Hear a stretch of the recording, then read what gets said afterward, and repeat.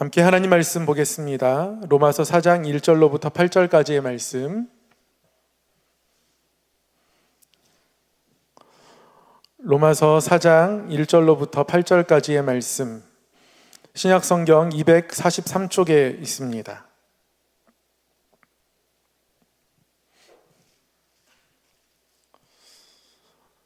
한 절씩 교독하겠습니다. 그런즉 육신으로 우리 조상인 아브라함이 무엇을 얻었다 하리요?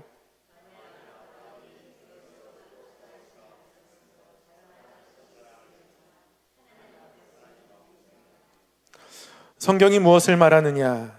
아브라함이 하나님을 믿음에 그것이 그에게 의로 여겨진 바 되었느니라.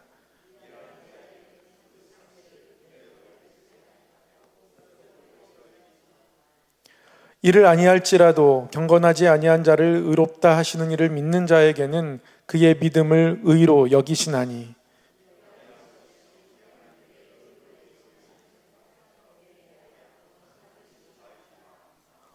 불법이 사함을 받고 죄가 가리어짐을 받는 사람들은 복이 있고,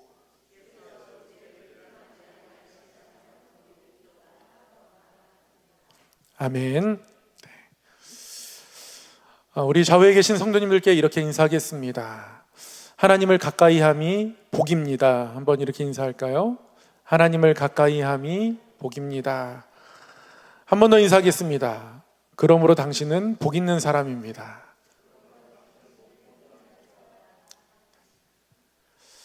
네, 바쁘고 분주한 삶을 살아가다가 특별히 기도하는 시간이 다가오면 모든 것들을 하나님 앞에 내려놓고자 하는 마음들이 생기고요. 그때 하나님이 어쩔 때는 제 삶에 더 성큼 다가오시는 것 같고, 우리의 삶이, 또 우리의 걸음이 하나님 앞에 더 한 걸음 다가가는 것 같은 그런 느낌을 받습니다.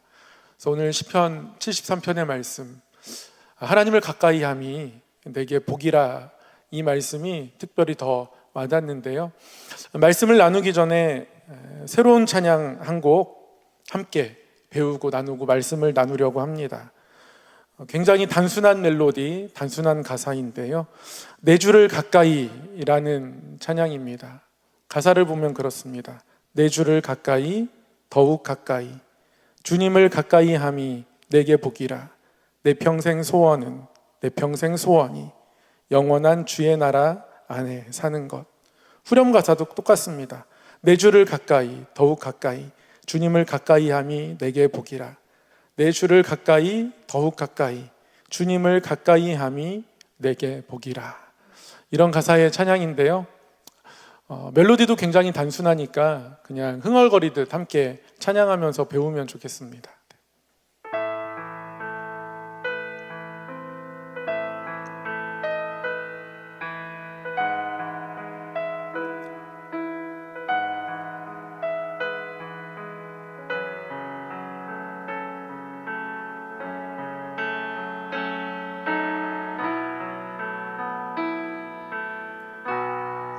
내 주를 가까이, 더욱 가까이, 주님을 가까이 함이 내게 복이라. 내 평생 소원이, 내 평생 소원이 영원한 주의 나라 안에 사는 것. 네, 여기까지가 이제 후렴 직전까지 했는데요. 누가 이 찬양을 한다고 미리 알려준 사람이 있는지, 정보가 새나갔는지 너무 잘 따라 하시는데요. 우리 성도님들의 이 음악성에 제가 깜짝깜짝 놀랄 때가 있습니다. 네. 하나님을 가까이 함이 우리에게 진짜 큰 복입니다. 그래서 기도하는 자리에 나올 수 있음이 복이고요. 그 은혜가 참 큽니다. 그런 마음으로 다시 처음부터 한번 고백해 보도록 하겠습니다.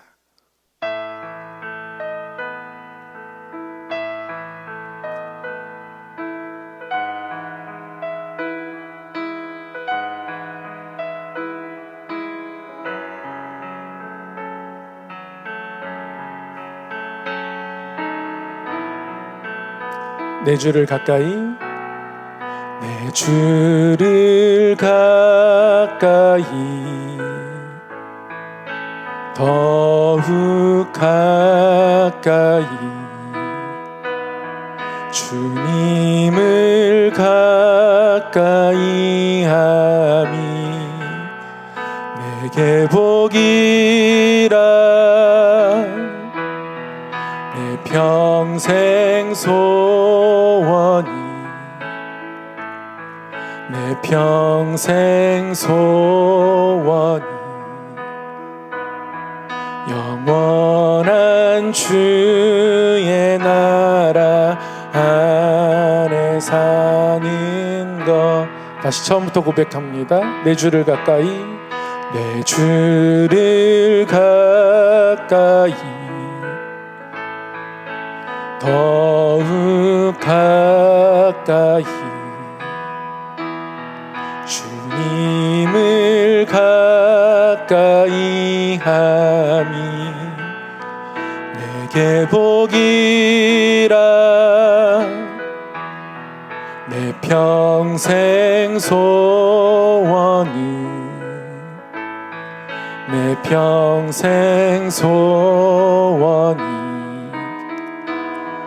영원한 주의 나라 안에 사는 것. 내 주를 가까이, 더욱 가까이, 주님을 가까이 함이 내게 복이라.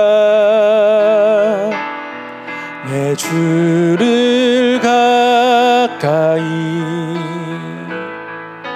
더욱 가까이,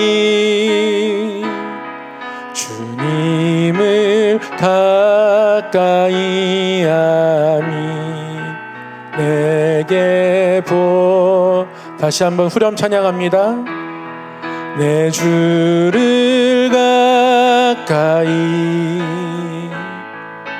더욱 가까이, 주님을 가까이 함이 내게 복이라. 내 주를 가까이, 더욱 가까이, 주님을 가까이 함이 내게 복이라. 아멘. 오늘도 이러한 은혜를 사모하며 하나님 가까이 있음이 우리에게 은혜임을 고백하며 기도하고 또 말씀 앞에 서기를 소망합니다. 네, 말씀을 전하겠습니다. 사람과 사람 또는 사람과 어떤 기관, 우리는 다양한 관계를 맺으면서 살아가는데요. 여러 가지 기준으로 이러한 관계를 분리할 수 있겠지만 크게 이렇게 두 가지로 관계를 나눌 수 있을 것 같습니다. 변하는 관계와 변하지 않는 관계. 변하는 관계는 이런 관계입니다. 제가 신용카드를 새로 얼마 전에 발급받았습니다. 여러 가지 혜택을 비교하면서 새로운 신용카드사에 새로운 신용카드를 발급받았거든요. 그러다 보니까 결제일이 조금 바뀌게 되었는데 제가 그것을 기억하지 못하고 결제일에 입금을 제대로 못한 거죠. 결제일에 입금을 못하면 어떻게 되는지 아십니까? 네, 전화 옵니다. 그 다음날 정확하게 전화 옵니다. 근데 제가 이거 발급 신청할 때는 그 카드사 직원이 세상에 그런 천사가 없을 것 같았거든요. 얼마나 친절하게 응대를 하는지 너무 기분이 좋더라고요. 근데 카드 대금을 입금하지 않았을 때 다시 전화를 받았는데요. 세상에 그렇게 차가울 수가 없습니다. 전화기에서 냉기가 나온 듯한 그런 느낌을 받을 정도로 입금을 안 하시면 곧바로 카드가 정지됩니다라고 이렇게 안내를 해주는데, 야, 이렇게 쌩쌩 차가울 수가. 그러면서 제가 속으로 내가 돈이 없나, 당장 입금할 수 있는데 뭘 저렇게 차갑게 말하나, 이런 생각을 하면서 전화를 끌었는데요. 제가 어떻게 반응하느냐에 따라서 관계가 바뀌게 되죠. 어떤 계산과 이익이 달려 있으면 달라 있을수록 이러한 변화의 폭은 심한 것 같습니다. 그러나 반대로 절대로 변하지 않는 관계도 있습니다. 대표적인 관계가 가족과의 관계이죠.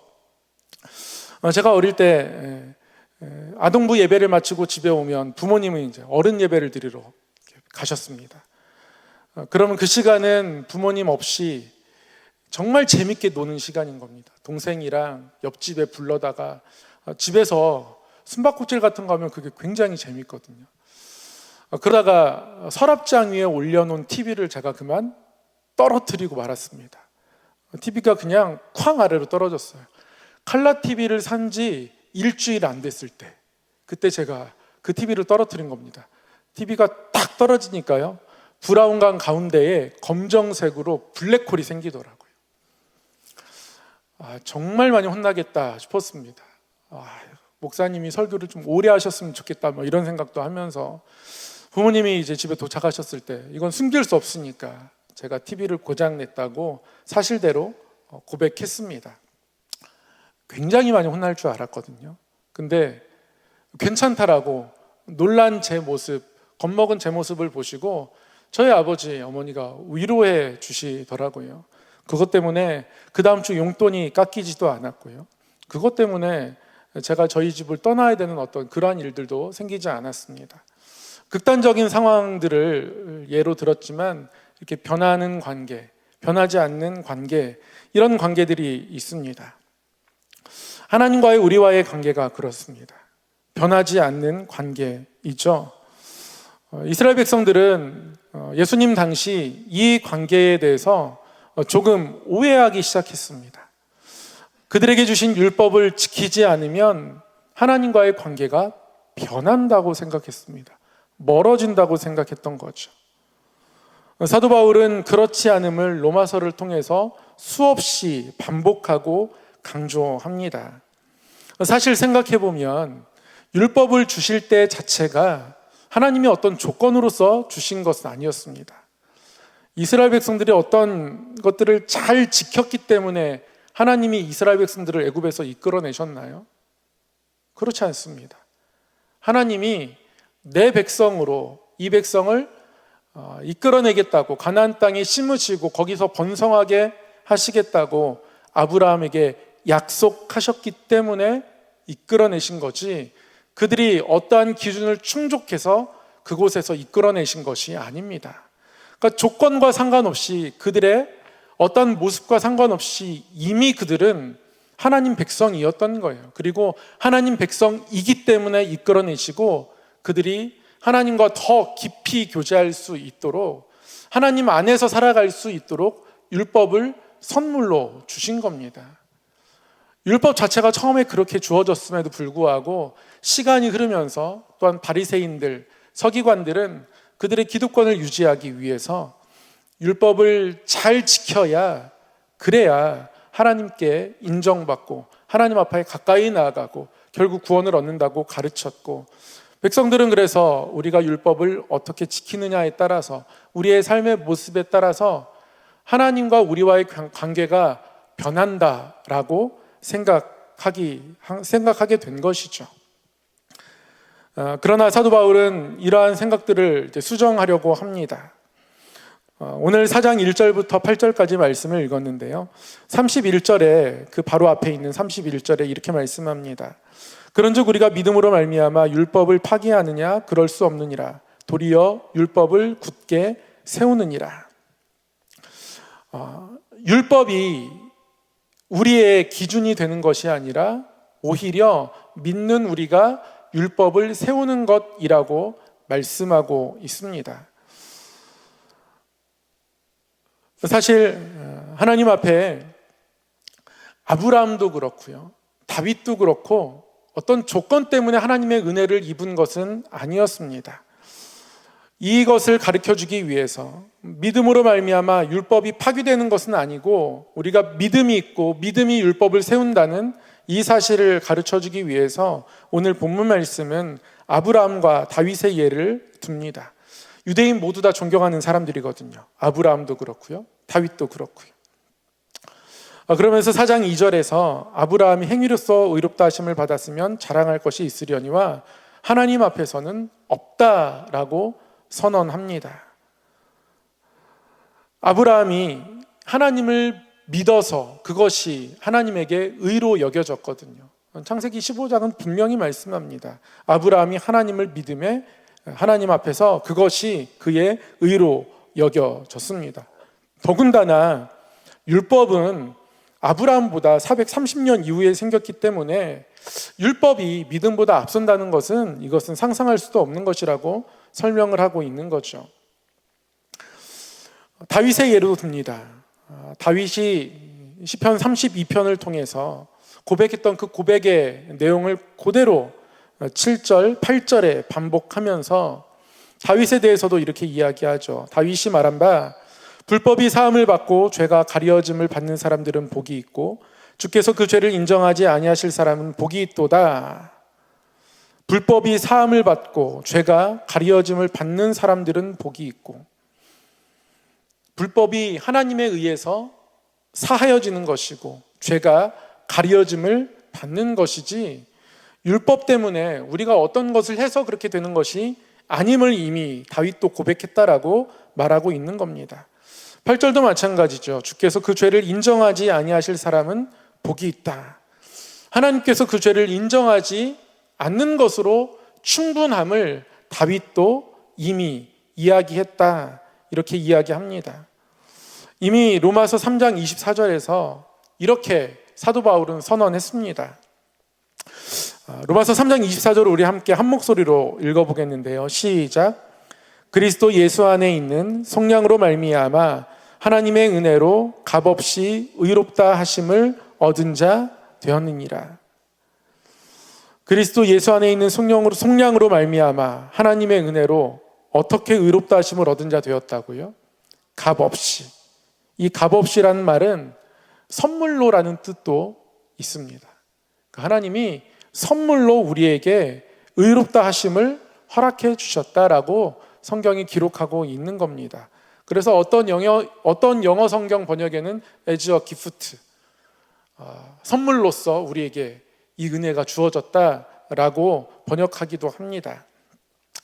중요한 것은요, 우리가 값없이 의롭다 하심을 얻은 자 된 것이 우리에게 어떤 정체성의 변화를 가져오느냐 하는 겁니다. 디도서 3장 7절을 함께 읽기 원하는데요. 디도서 3장 7절의 말씀 한번 함께 읽어보겠습니다. 시작. 우리로 그의 은혜를 힘입어 의롭다 하심을 얻어 영생의 소망을 따라 상속자가 되게 하려 하심이라. 우리가 의롭다 하심을 얻어서 어떤 정체성을 갖게 되었다고 말씀이 우리에게 가르쳐 줍니까? 상속자가 되었다, 이렇게 말씀하고 있습니다. 그러니까 우리는 상속자가 된 겁니다. 하나님 나라의 상속자가 된 겁니다. 그런데 이게 은혜로 된 거예요.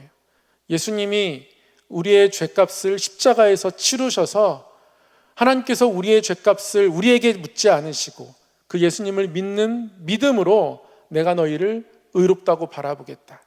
이것이 너희에게 주는 나의 선물이다. 이렇게 말씀하셨기 때문에 우리는 자랑할 것이 없습니다.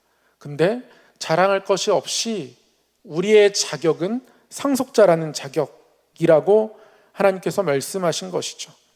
중요한 건요, 로마서 4장 11절 오늘 본문 말씀을 쭉 읽어가다 보면 율법에 대해서 이렇게 말씀하고 있습니다. 로마서 4장 11절 말씀, 이것도 한번 한 목소리로 함께 읽겠습니다. 시작.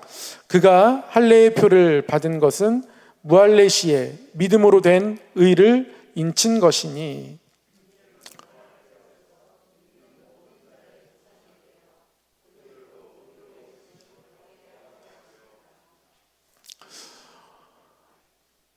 아브라함이 할례의 표를 받게 된 것, 나중에 결국 할례를 했지만 그것이 하나님 앞에 믿음을 보이고 그 믿음을 바라보신 하나님께서 아브라함을 의롭다 하시고 그것을 인친 것이, 확인한 것이 할례다, 이렇게 말씀하고 있습니다.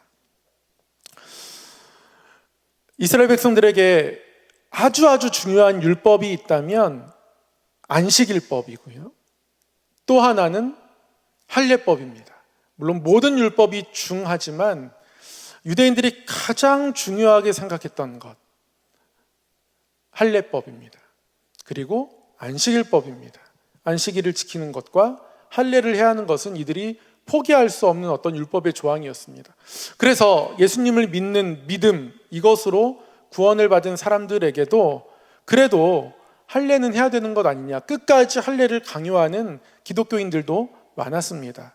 그래서 사도 바울은 그렇게 할례는 마음에다 하면 되는 것이지 몸에 하지 않아도 된다라고 그들을 가르치고 선언하기도 하는데요, 중요한 건 아브라함이 할례의 표를 그 몸에 지녔던 것, 할례를 했던 것은 믿음으로 된 의를 인친 것이다, 이렇게 말씀하고 있습니다.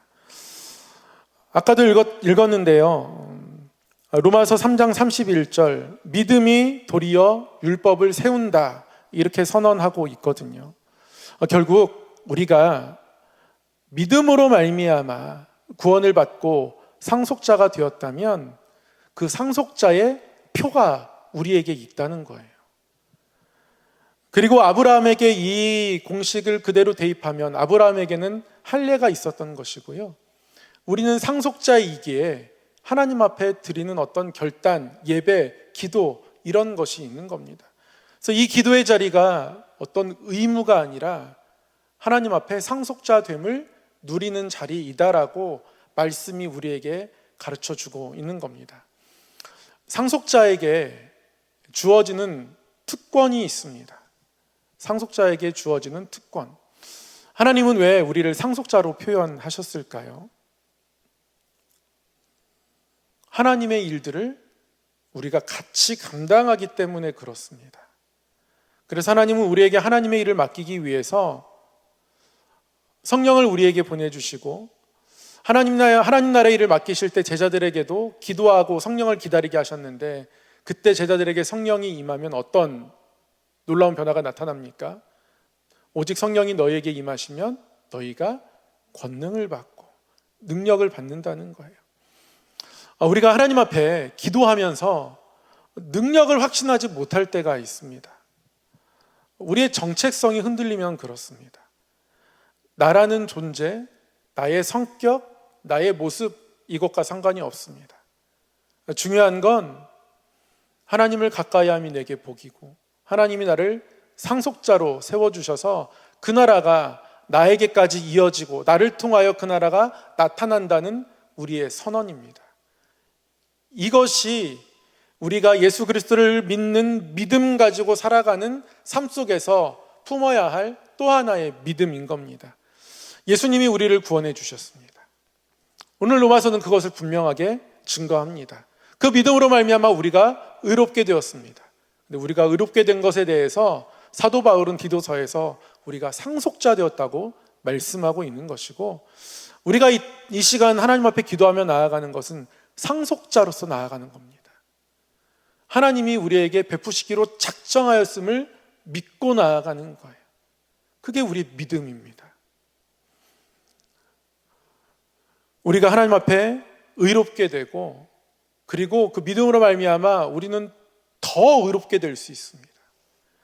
우리가 의롭게 되고 더 의롭게 된다는 건 이 상속자로서 하나님의 능력이 내 삶 가운데에 전해지고 나타날 것을 확신하는 믿음인 겁니다.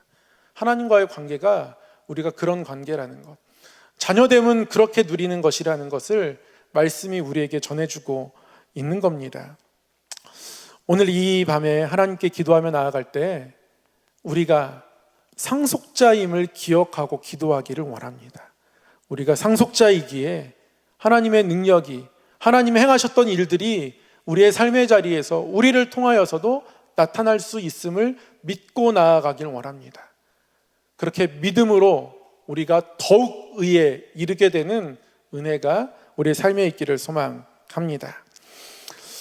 그런 마음 가지고 이 시간 함께 찬양하고 기도하며 나아가도록 하겠습니다. 사랑의 하나님 아버지, 주께 가까이함이, 주의 나라 안에서 살아감이 우리에게 가장 큰 복임을, 은혜임을 고백합니다. 하나님, 우리에게 상속자라고 말씀하여 주셔서 다시 한번 하나님의 나라를, 하나님의 통치를, 하나님의 손길을 담대히 구하게 하셨으니 기도의 힘이 떨어지지 않게 늘 믿음 더하여 주시고 하나님의 능력과 하나님의 권능이 우리의 삶에 임할 것임을, 또 나를 통하여 나타날 것임을 늘 기억하며 그 믿음 안에서 살아갈 수 있도록 인도하여 주시옵소서. 사단이 우리를 낭망시키려 하고 절망하게 하려 하지만 하나님, 믿음 지키며 믿음으로 승리하는 모든 삶의 걸음 될 수 있도록 인도하여 주시옵소서. 믿사오며 예수님 이름으로 기도드리옵나이다. 아멘.